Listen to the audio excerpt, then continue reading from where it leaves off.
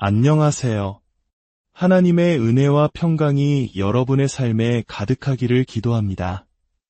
오늘 우리가 함께 나눌 이야기에 앞서 잠시 시간을 내어 좋아요와 구독을 눌러주시면 이 귀한 말씀이 더 많은 분들에게 전해지는데 큰 힘이 됩니다. 주님의 이름으로 여러분을 축복합니다. 우리는 지금으로부터 약 2000년 전 사도 바울이 쓴 한 통의 편지를 통해 시간여행을 떠나보려 합니다. 그 편지는 바로 골로새서입니다. 처음 골로새서를 연구하기 시작했을 때 많은 학자들처럼 저 또한 이 편지가 바울의 사역 말년에 쓰였을 것이라 생각했습니다. 하지만 읽으면 읽을수록 제 생각은 완전히 바뀌었습니다. 이 편지는 이제 막 신앙의 첫걸음을 뗀 아주 어린 교회를 향한 애정 어린 가르침이었습니다. 바울은 그들에게 신앙생활을 어떻게 시작해야 하는지, 어떻게 믿음과 소망과 사랑 안에 깊이 뿌리내려야 하는지를 차근차근 알려주고 있었습니다. 마치 어린 묘목을 심고 정성껏 돌보는 정원사처럼 말입니다. 이러한 확신은 골로새서와 같은 시기에 쓰인 또 다른 짧은 편지, 빌레몬서를 통해 더욱 굳어졌습니다. 골로새에 살았던 빌레몬에게 보낸 편지에서 바울은 이렇게 말합니다. 나를 위하여 숙소를 마련하라. 내가 감옥에서 풀려나면 곧 너희에게 갈 수 있기를 바란다. 이 구절은 우리에게 중요한 단서를 제공합니다. 바울이 이 편지들을 쓰고 있는 곳은 바로 감옥이었으며 그는 곧 석방되어 골로새를 방문할 희망을 품고 있었습니다. 학자들은 이 감옥이 바울의 생애 말년 로마의 차가운 감옥이 아니라 그의 사역 초중반기였던 에베소에서의 감옥일 가능성이 높다고 봅니다. 에베소는 오늘날의 터키 서부 해안에 위치한 대도시였습니다. 그리고 골로새는 에베소에서 내륙으로 리쿠스강 계곡을 따라 며칠을 걸어야 도착할 수 있는 작은 도시였습니다. 상상해 보십시오. 남쪽에서 흘러내려오는 만년설 녹은 차가운 물과 북쪽에서 솟아나는 뜨거운 온천수가 만나는 계곡. 골로새는 바로 그 차가운 샘물이 솟아나는 아름다운 곳에 자리 잡고 있었습니다. 흥미롭게도 이 두 물줄기가 합쳐져 미지근해지는 곳에 라오디게아 교회가 있었습니다. 요한계시록 3장에서 차지도 아니하고 뜨겁지도 아니하도다 라고 책망받았던 바로 그 교회입니다. 이 지리적 배경은 당시 사람들에게 매우 생생한 비유로 다가왔을 것입니다. 안타깝게도 골로새는 고고학적으로 제대로 발굴되지 않은 도시입니다. 제가 그곳을 방문했을 때 누군가 발굴을 시작하려다 멈춘 듯한 흔적만 볼 수 있었고 그 위로는 농부가 작물을 키우고 있었습니다. 만약 언젠가 이 고대 도시가 온전히 발굴된다면 우리는 그들이 어떤 신들을 섬겼는지, 유대인 회당이 있었는지 등 골로새 교회가 처했던 상황을 더 깊이 이해할 수 있게 될 것입니다. 하지만 우리는 편지 자체를 통해 많은 것을 알 수 있습니다. 바울은 골로새 교인들이 신앙을 갖게 되었다는 소식을 최근에 들었다고 말합니다. 골로새 출신인 에바브라가 에베소에서 바울을 만나 그리스도인이 된 후 고향으로 돌아가 예수님에 대한 복음을 전했던 것입니다. 빌레몬 역시 에베소에서 바울을 통해 복음을 듣고 삶이 완전히 변화된 사람이었습니다. 그는 새로운 피조물이 되어 고향 골로새로 돌아가 신앙 공동체의 중심이 되었습니다. 우리는 지금 낯선 이방 땅에서 갓 태어난 한 교회가 복음의 진정한 의미를 깨닫기 위해 몸부림치는 그 흥미진진한 순간을 목격하고 있는 것입니다. 바울은 빌립보서나 에베소서와 마찬가지로 이 편지를 감옥에서 쓰고 있습니다. 이제 막 신앙을 갖게 된 골로새 성도들은 혼란스러웠을 것입니다. 우리가 믿는 복음을 전한 사도 바울이 감옥에 갇히고 죽음의 위협에 처해 있다면 과연 우리에게는 어떤 미래가 기다리고 있을까? 이런 두려움에 대해 바울은 단호하게 말합니다. 내가 감옥에 갇힌 것은 복음을 위한 것이며 오히려 이로 인해 복음이 더욱 힘있게 전파되고 있다고 말입니다.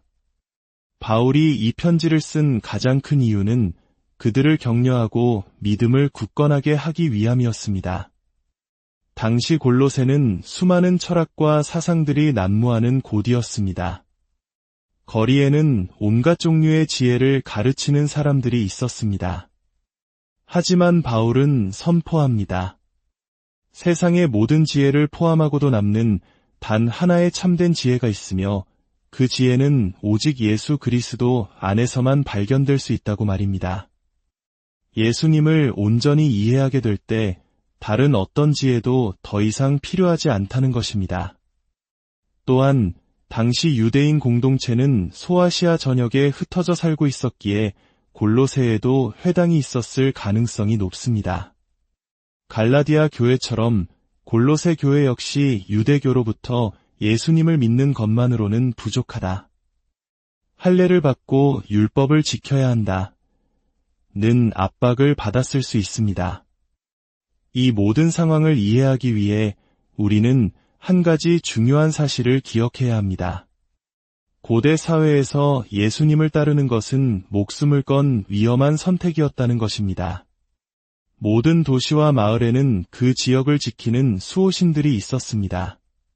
사람들은 신들을 잘 섬겨야만 도시가 지진이나 기근, 전염병 같은 재앙으로부터 안전할 수 있다고 믿었습니다. 도시는 눈에 보이는 사람들과 눈에 보이지 않는 신들이 함께 사는 공간이었습니다. 만약 재앙이 닥치면 사람들은 우리가 신들을 노하게 했기 때문이야. 제사를 제대로 드리지 않았어. 라고 수군거렸습니다. 이런 상황에서 누군가 나타나 세상을 창조하신 유일한 참 하나님이 계시며 그분의 아들 예수 그리스도만이 우리의 주님이시다. 그러므로 우리는 다른 신들을 섬기지 않겠다고 선언하는 것은 도시 전체의 안전을 위협하는 행위로 여겨졌습니다. 마을 축제나 제사에 참여하지 않는 이웃은 금세 눈에 띄었고 곧 저들 때문에 우리에게 재앙이 닥칠지 몰라 라는 비난의 대상이 되었습니다. 2세기 신학자 터툴리안은 이렇게 기록했습니다. 도시에 나쁜 일이 생길 때마다 사람들은 외쳤다. 기독교인들을 사자에게 던져라. 네로 황제가 로마 대화제의 책임을 기독교인들에게 돌리고 끔찍하게 박해했던 사건은 이러한 사회적 분위기를 잘 보여줍니다. 뿐만 아니라 로마 황제는 신적인 존재로 숭배받았습니다. 황제의 얼굴이 새겨진 동전이 모든 사람의 주머니에서 짤랑거렸고 그의 조각상이 도시 곳곳에 서 있었습니다. 세상이 카이사르가 주님이시다 라고 외칠 때 예수님이 주님이시다 라고 고백하는 것은 황제에 대한 반역 행위였습니다.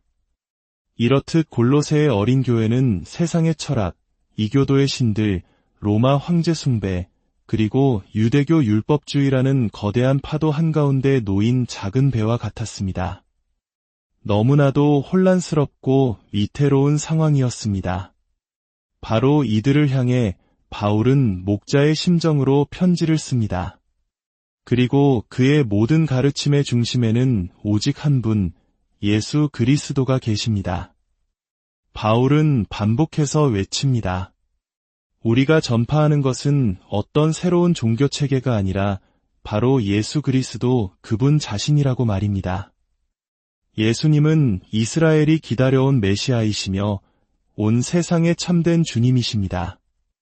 주님이라는 단어는 당시 로마 황제를 지칭하는 말이었지만 바울은 그 칭호를 오직 예수님께만 돌립니다. 이 작은 마을의 몇 안 되는 성도들이 어떻게 자신들을 세상의 참된 주님의 백성이라고 믿을 수 있었을까요?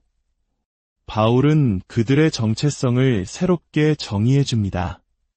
그들은 하나님께서 이스라엘 백성을 이집트에서 구원하셨듯 어둠의 권세에서 건져내신 하나님의 백성입니다. 그들은 건물이 아닌 살아있는 하나님의 성전이며 몸에 새기는 할례가 아닌 마음의 할례를 받은 참 이스라엘입니다. 궁극적으로 바울에게 있어 메시아이신 예수님의 죽음과 부활은 그를 믿는 모든 사람을 새로운 피조물로 만듭니다. 우리는 이미 이 땅에서 새 창조의 능력을 맛보며 살아가는 자들이며 장차 임할 영원한 하나님 나라의 상속을 소망하는 자들입니다. 이 놀라운 진리의 결과로 골로새서는 감사로 가득 차 있습니다. 바울은 그들이 두려움 속에서 마지못해 하나님을 섬기는 것이 아니라 창조주 하나님이 바로 그들을 구원하신 예수 그리스도를 통해 나타난 사랑의 아버지이심을 깨닫고 기쁨으로 감사하며 살아가기를 원했습니다. 저는 설교에서 종종 이렇게 말합니다. 바울은 우리에게 감사에 대해 말할 뿐만 아니라 감사로 살아가는 삶에 대해 가르치고 있다고 말입니다. 모든 상황 속에서 모든 상황에도 불구하고 우리를 위해 행하신 일과 앞으로 행하실 일을 인하여 하나님께 감사하는 삶, 예수님을 주님이라 부르는 가족의 일원이 된 것을 감사하는 삶, 그것이 바로 그리스도인의 삶입니다. 골로새서 한 장 첫 두 구절에서 우리는 이 모든 메시지의 씨앗을 발견합니다. 하나님의 뜻으로 말미암아 그리스도 예수의 사도가 된 바울과 형제 디모데는 골로새에 있는 성도들 곧 그리스도 안에서 신실한 형제들에게 편지하노니 우리 아버지 하나님으로부터 은혜와 평강이 너희에게 있을지어다. 바울의 사도직은 스스로 얻은 것이 아니라 하나님의 부르심에 의한 것이었습니다. 골로새 성도들은 그 권위에 의지할 수 있었습니다. 바울은 그들을 성도, 즉 하나님의 거룩한 백성이라고 부릅니다. 이 칭호는 구약의 다니엘서부터 이어져 내려온 것으로 그들이 바로 창조주 하나님의 참된 백성이요 왕이신 예수 그리스도의 신실한 가족임을 선포하는 것입니다. 그리고 그는 그들을 축복합니다. 은혜와 평강이 너희에게 있을지어다. 은혜란 자격 없는 우리에게 값없이 부어주시는 하나님의 선물입니다. 평강이란 그 은혜를 붙들 때 우리 마음에 찾아오는 흔들리지 않는 평안입니다. 이 모든 것은 우리 아버지 되시는 하나님으로부터 말미암습니다. 오늘 혼란스러운 세상 속에서 여러 가지 압박과 싸우고 있는 여러분에게도 사도 바울의 이 편지가 동일한 위로와 힘을 주기를 소망합니다. 여러분은 세상이 말하는 정체성이 아닌 하나님께서 부르신 거룩한 백성이며 왕이신 예수 그리스도의 신실한 가족입니다. 우리 아버지 하나님으로부터 오는 은혜와 평강이 이 시간 여러분의 삶 가운데 강물처럼 흘러넘치기를 주님의 이름으로 간절히